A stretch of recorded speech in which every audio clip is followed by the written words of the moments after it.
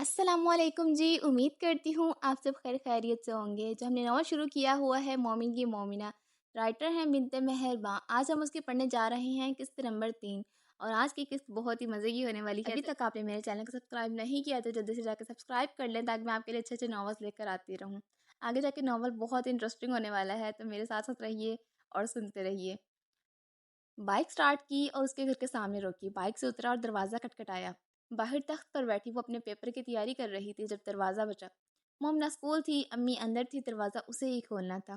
کیا ہے، بندہ کالج سے چھٹی کیا کر لے، گھر کا چوکیدار ہی بن جاتا ہے۔ صبح سے بیچاری دروازہ ہی تک کھول رہی تھی، کبھی محلے کی آنٹی تو کبھی مانگنے والوں کے لیے دروازہ کھولتی۔ اب تو صحیح غصے میں دروازہ کھول، سامنے اس کو دیکھ کر غصہ مزید آ گیا تھا۔ کیا تکلیف ہے، غصے سے بولی۔ بس کیا کروں، تمہارا دیدار کرنے آیا تھا۔ زہر سے بھی برے لگ رہے ہو اس وقت، وہ غصے سے بولتی دروازہ بند کرنے لگی۔ اس نے آگے ہاتھ رکھ دیا۔ میری پریکٹیکل والی بک دو۔ اسے اور کوئی بات تنگ کرنے کے لیے مل ہی نہیں رہی تھی، بس یہی بات ذہن میں آئی۔ کیا مطلب بک دو، تم نے خود ہی تو دی تھی۔ بس میں نے دی تھی، اب میں واپس مانگ رہا ہوں۔ پاگل تو نہیں ہو تم، میں نے دن رات ایک کر کے وہ مکمل کی ہے، اب تمہیں دے دوں۔ ہاں مجھے دے دو، وہ میری تھی، اب دے دو۔ چھوٹے بچوں کی طرح ضد کر رہا تھا وہ تو۔ ابراہیم، یہ کیا بچوں والی حرکت ہے، پہلے خود دے کر اب بچوں کی طرح ضد کر رہے ہو، شرم نہیں آتی بیوی سے چیزیں مانگتے ہوئے۔ ہاں یہ بھی ٹھیک ہے اپنے مطلب پر بیوی، اور جب میں کہوں تو میں صرف تمہارے نکاح میں ہوں، کوئی بیوی نہیں ہوں، اسی کے انداز میں بولا۔ اچھا ٹھیک ہے، ایک شرط ہے پھر۔ اس کے چہرے کے بدلتا رنگ دیکھ کر وہ بولا۔ غصے سے اس کا چہرہ لال ہو چکا تھا۔ کیا، بولو۔ اچھا جی، شرط یہ ہے کہ تم کو لمبا کرتا خاموش ہو۔ کیا ہے، اب بھونکو بھی۔ توبہ توبہ، کس قدر بدتمیز بیوی ہو، کبھی مولانا طارق جمیل صاحب کے بیان سنو تو پتہ چلے کہ شوہر کی عزت ہوتی کیا ہے۔ وہ اسے تنگ کرتا ہوا بولا۔ ابراہیم، میں آخری دفعہ بول رہی ہوں، چلے جاؤ یہاں سے، وہ غصے سے بولی۔ توبہ توبہ، کس قدر کینچی کی طرح تمہاری زبان چلتی ہے، بتاتا ہوں میں خالہ کو کہ تمہاری زبان کو کنٹرول کریں، محلے کے فتنے باز عورتوں کی طرح، وہ بولا۔ اچھا میں بھی بتاؤں گی خالہ کو کہ تمہاری یہ جو جھاڑو کے تیلے کی طرح ٹانگیں ہیں جو ہر وقت میرے محلے کی گشت کرتی ہیں نا، انہیں بھی چار پیس سے باندھ دیں۔ توبہ توبہ، بیگم پکی جہنم میں جاؤ گی۔ ہاں میں جہنم میں جاؤں گی تو تمہیں بھی ساتھ ہی لے کر جاؤں گی۔ نہیں بیگم، یہ آپ کی غلط فہمی ہے، میں تو جنت میں اپنی حوروں کے ساتھ ہوں گا۔ حرکتیں ہیں تمہاری حوروں والی۔ الحمدللہ، اس کو چڑھتا دیکھ کر وہ مزے سے بولا۔ کھٹک سے دروازہ بند کر دیا تھا اس نے۔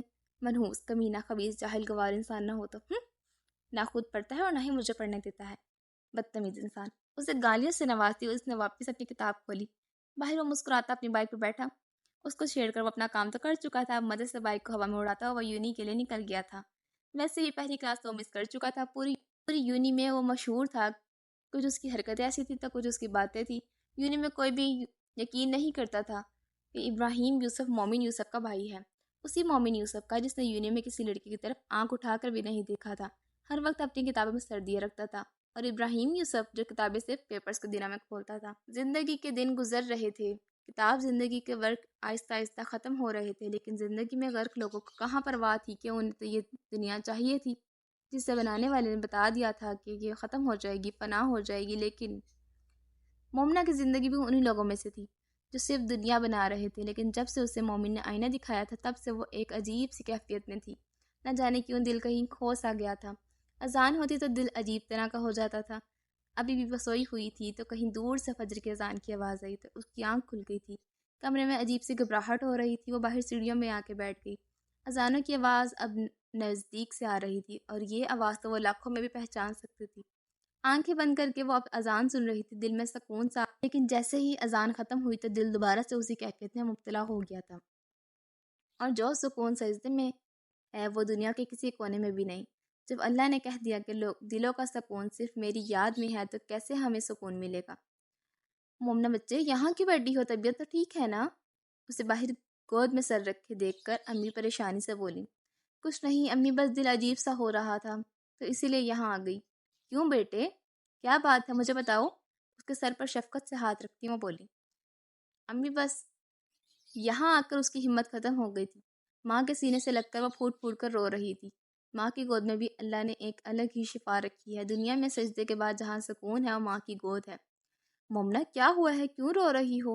وہ بہت کم روتی تھی، تو وہ تو ہنسنے والی اور ہنسانے والی لڑکی تھی، لیکن آج وہ ماں کے سینے سے لگی رو رہی تھی۔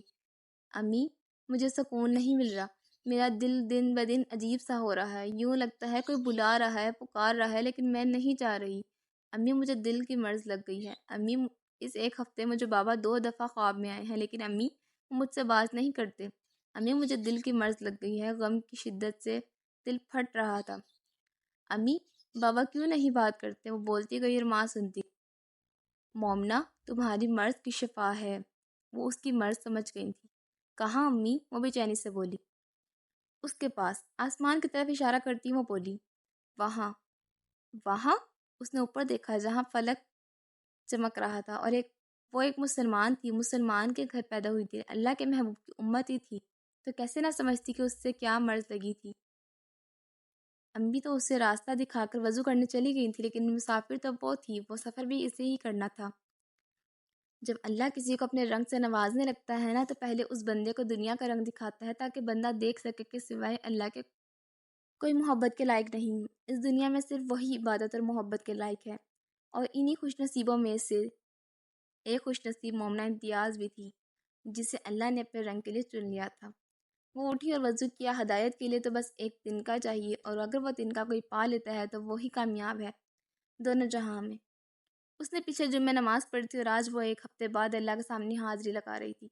خالہ بھی نے کہا بھی تھا کہ فرض ہی صحیح، لیکن اللہ کے سامنے حاضری لگوایا کرو، لیکن وہ اس معاملے میں سست رہی تھی۔ نماز کی نیت کی تو ایک آنسو آنکھ سے گر کر جائے نماز میں جذب ہو گیا تھا، اور آنسو تو اللہ کو بہت پسند ہے جو اس کی یاد میں نکلے۔ نماز پڑھ کر دعا کے لیے ہاتھ اٹھائے تو زبان ساتھ چھوڑ چکی تھی، لیکن اس ذات سے بات کرنے کے لیے کہاں زبان کی ضرورت ہوتی ہے، اس سے تو بس یہ دل کلام کرتا ہے۔ اللہ، آپ جانتے ہیں میں نے اپنی عمر کا ایک حصہ غفلت میں گزارا، لیکن اللہ، میں اب اور نہیں گزار سکتی۔ اللہ، مجھے اب سکون چاہیے، مجھے حقیقی کامیابی چاہیے۔ اللہ، مجھے معاف کر دے۔ اللہ جی، مجھے معاف کر دے۔ جائے نماز پر بیٹھی وہ آج اپنے گناہوں کی معافی مانگ رہی تھی۔ آج وہ زندگی میں پہلی مرتبہ اللہ کے سامنے گڑ گڑا رہی تھی، اپنے گناہوں کی معافی مانگ رہی تھی۔ اور وہ تو رحمان ہے، معاف کرنے والا ہے، رحم کرنے والا ہے، تو وہ کیسے اپنے بندے کو معاف نہ کرے۔ وہ تو فرماتا ہے کہ بندے، تو میری طرف 1 قدم بڑھا، میں تیری طرف 10 قدم بڑھوں گا۔ سجدے کی حالت میں وہ آج اللہ سے ہم کلام تھی۔ وہ لڑکی جو کبھی گانوں سے سکون حاصل کرتی تھی، آج وہ سجدے کی حالت میں دنیا بھر کا سکون حاصل کر رہی تھی۔ زندگی کی ایک اور صبح کا سورج نکل چکا تھا۔ وہ کافی دیر سے سجدے کی حالت میں تھی۔ رملہ نے ایک دفعہ آواز بھی دی، لیکن اس نے کوئی جواب نہیں دیا۔ آپی، اس نے ہاتھ سے ہلایا۔ کیا ہے؟ وہ سجدے سے اٹھتی ہوئی بولی۔ آپی، کیا ہوا؟ کافی دیر سے آپ سجدے میں ہیں۔ اس کی آنکھیں رونے کے بعد سوج چکی تھی۔ کچھ نہیں۔ پیپر کی تیاری کیسی ہے؟ اس کا آج سیکنڈ ایئر کا آخری پیپر تھا۔ اچھی ہے، بس دعا کرنا اللہ تمہیں کامیاب کرے۔ وہ اسے دعا دیتی جائے نماز طے کرنے لگی۔ اماں، اماں، وہ اوپر سے چیخا۔ کیا ہے ابراہیم، نیچے چلے جاؤ، کیوں یہاں سے آوازیں لگا رہے ہو؟ مومن اس کو چیختا دیکھ کر بولا، یار بھائی، آپ نے میرا رجسٹر دیکھا ہے؟ وہ بک ریک سے بک بیڈ پر پھینکتا ہوا بولا، مجھے کیا پتا رجسٹر کا؟ تمہارا رجسٹر؟ تم بچے نہیں ہو اب جو تمہاری ہر چیز اماں تمہارے بیگ میں رکھا کریں گی۔ وہ اکیلی ہی پورا گھر دیکھتی ہے۔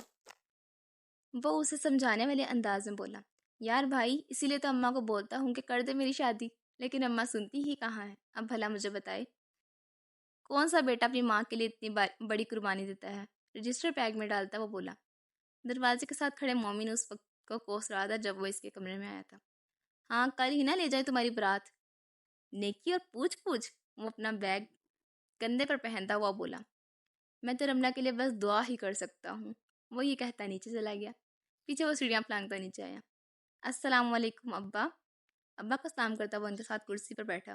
وعلیکم السلام۔ انہوں نے پیار سے مومن کے سلام کے جواب دیا، اور واپس سب سے اپنے اخبار کے مطالعے میں مصروف ہو گئے۔ اماں السلام علیکم۔ انہوں نے پیار سے مومن کے سلام کا جواب دیا۔ اماں نے ناشتہ لگایا۔ ابراہیم نے آ کر ماں کی پیشانی چومی۔ یہ اس کی بچپن کی عادت تھی۔ وہ جب 4 سال کا تھا تب اس نے پہلی دفعہ یہ عمل کیا تھا، اور ابھی تک کرتا آ رہا تھا۔ سب نے خاموشی سے ناشتہ کیا۔ اچھا، میں یونی کے لیے نکل رہا ہوں۔ خیریت؟ آج تم جلدی جا رہے ہو؟ ابا تو آج حیران ہی ہو گئے تھے اس کے جلدی اٹھنے پر، اور اب وہ جلدی بھی جا رہا تھا یونی۔ سب حیرانگی سے اسے دیکھ رہے تھے۔ جی ابا، وہ کچھ نوٹس لینے ہیں دوست سے، اسی لیے۔ اللہ خیر کرے، آج میرے کان کیا سن رہے ہیں، ابراہیم کو نوٹس چاہیے؟ ابا آج بہت حیران ہوئے تھے اس کی اس بات سے۔ جی ابا، بس میں نے فیصلہ کیا ہے کہ اب میں دل لگا کے پڑھوں گا، پھر جلدی سے نوکری ڈھونڈوں گا تاکہ جلدی سے شادی کروں۔ وہ یہ بول کر بائک کی چابی اٹھا کر بھاگا تھا۔ اگر 1 منٹ بھی رکتا تو کوئی کچھ کہتا نہ کہتا، لیکن ماں کی جوتی ضرور اٹھ جاتی۔ توبہ ہے اس لڑکے سے، ابا ہنستے ہوئے بولے۔ اچھا مومن بیٹا، ہم نے تم سے ایک بات کرنی ہے۔ ابا ناشتے سے فارغ ہو کر بولے۔ جی ابا بولیں۔ وہ ان کی طرف متوجہ ہوا۔ بیٹا بات یہ ہے کہ ماشاءاللہ سے تمہاری جاب لگ گئی ہے، اب تم سیٹ ہو چکے ہو۔ اب میں نے اور تمہاری ماں نے فیصلہ کیا ہے کہ اب تمہاری شادی کریں۔ ابا بولے۔ ابا جیسے آپ کو صحیح لگے۔ اس کے ذہن میں اس کی روتی ہوئی آنکھیں لہرائیں۔ آپ اس سے کیا پوچھ رہے ہیں؟ اس نے تو وہی کرنا جو ہم کہیں گے، اماں پیار سے بولی۔ وہ مسکرا گیا۔ اچھا میں چلتا ہوں، اللہ حافظ۔ وہ آفس کے لیے نکل گیا تھا۔ ٹھیک ہے بیگم، پھر ہم بھی چلتے ہیں شام کو۔ آپ سب کے اچھے رسپانس کا انتظار رہے گا اور بہت جلد ایک نئی قسط کے ساتھ ہم حاضر ہوں۔ آپ کی دعا میں مجھے یاد رکھیے گا۔ اللہ حافظ۔